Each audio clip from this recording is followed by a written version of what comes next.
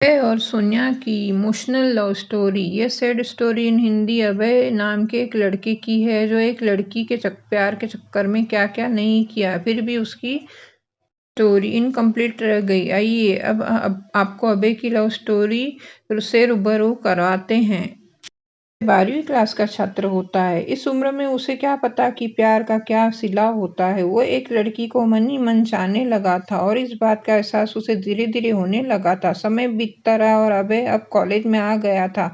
एक दिन अभय अपने कॉलेज जा रहा था, तभी उसकी नजर लड़की की नजरों से टकराती है जिसे देखने के वह लड़की उसे कोई भाव नहीं दे रही थी। फिर भी अभय रोज उसके उसके पीछे पीछे घर तक जाता था, लेकिन लड़की का दिल पिघल ही नहीं रहा था। अभय उसको देखने के लिए उसके कॉलेज के गेट के सामने डेली खड़ा हो जाता था। ऐसा करना अब अभय के लिए डेली हो गया था। 6 महीने देखते देखते ही बीत गए, लेकिन उसे लड़की की कोई रिस्पॉन्स नहीं मिला। फिर निराश हो अभय ने उसके कॉलेज जाना बंद कर दिया। कुछ दिन बाद जब वो लड़की अभय को नहीं दिखती तो वो अभय के लिए बेचैन होने लगती। उसे चिंता होने लगता है कि आखिर वह लड़का उसका पीछा क्यों नहीं करता है। तभी कुछ दिनों बाद अभय उसे दिखता है तो वो उससे पूछती है, अब तुम मुझे देखने के लिए मेरे कॉलेज क्यों नहीं आते हो। तो अभय ने उससे कहा, इतने दिन से आपके चक्कर में आपके आगे पीछे घूमता रहा, लेकिन आपकी तरफ से कोई रिस्पॉन्स नहीं मिला। यहाँ तक कि आप मुझे देखना तक पसंद नहीं करती।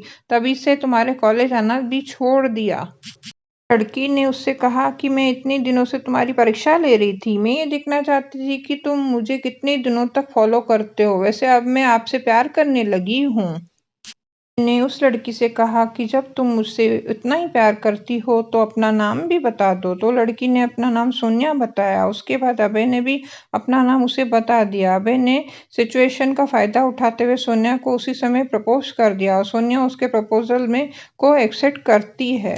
सोनिया और अभय का प्यार दिनों दिन बढ़ता चला जाता है। सोनिया अभय इतना ज्यादा क्लोज हो जाते हैं कि साथ में घूमना, पार्क में जाना, साथ साथ डिनर करना और शॉपिंग करना उनकी आदत बन गई थी। समय के साथ अभय और सोनिया का प्यार इतना गहरा होता चला गया कि वो दोनों एक दूसरे के बिना मिले रह नहीं पा रहे थे। जितना गहरा प्यार होता गया ये प्रेमी जोड़े समाज की नजर में आते चले गए।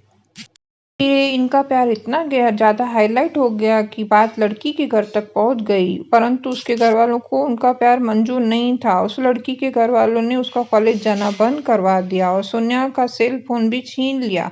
अब तो घर से बाहर भी नहीं निकलने देते थे। एक तरफ सोनिया अभय के प्यार के लिए तड़प रही थी, उधर अभय भी सोनिया के प्यार के लिए तड़प रहा था। दोनों एक दूसरे के प्यार में इतने मजबूर हो गए थे कि सिर्फ एक नजर देखने के लिए भी तरस गए थे। और उधर सोनिया के घर वालों ने उसकी शादी करने का प्लान किया था। और जब यह बात सोनिया को पता चलती है तो सोनिया शादी से डायरेक्ट मना करती है। तो वो कहती है कि मैं शादी सिर्फ अभय से ही करूंगी, नहीं तो मैं अपनी जान दे दूंगी। ये बात सुनकर भी घर वालों को कोई फर्क नहीं पड़ता, उल्टा उसे मारने पीटने लगे और धमकाने लगे। सोनिया हर दर्द सहने को तैयार थी, लेकिन अभय के बिना नहीं रहना चाहती थी। तब उसके घर वालों ने अभय को जान से मारने की धमकी देने लगे, तो इस कारण से सोनिया शादी करने को राजी हो गई। लेकिन उसके दिलो दिमाग में अभय ही था। उसके बाद सोनिया ने अभय को एक लेटर लिखा जिसमें लिखा था, मेरे प्रिय अभय, मैं आपको छोड़ना तो नहीं चाहती, पर क्या करूं, छोड़ना पड़ रहा है।